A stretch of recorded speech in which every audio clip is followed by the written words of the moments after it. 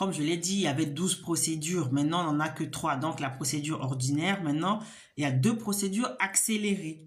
La procédure ordinaire, c'est une procédure normale. C'est une procédure normale. Maintenant, il y a 2 procédures accélérées. Donc, on a la procédure spéciale. Donc, qui a été créée lorsque l'OQTF est assorti d'une assignation à résidence. C'est-à-dire que il y a des cas où on notifie l'OQTF et on assigne la personne concernée à résidence. Donc, elle ne doit pas bouger, elle reste au lieu désigné. Et donc, dans ce cas précis de la procédure spéciale, les délais de recours sont de 7 jours. Donc, une fois que la personne elle a reçu la notification d'OQTF avec assignation à résidence, cette personne dispose de 7 jours pour contester cette OQTF.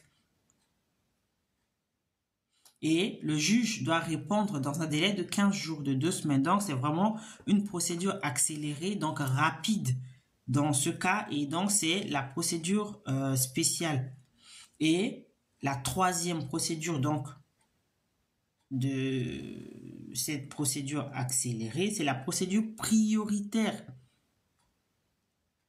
Donc, elle existe déjà avec des délais de recours de 48 heures.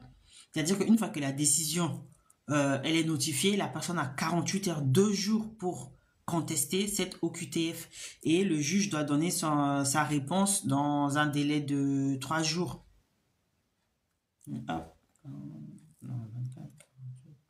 Non, de 4 jours. 4 jours. 96 heures, ça fait 4 jours.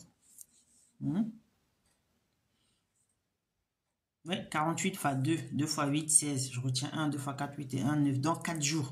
Le juge rend sa décision dans 4 jours. Donc, en gros, en ce qui concerne la procédure prioritaire, en une semaine, c'est réglé. C'est plié. La personne reçoit l'OQTF. Elle dispose que de 2 jours pour la contester et le juge dispose de 4 jours pour répondre.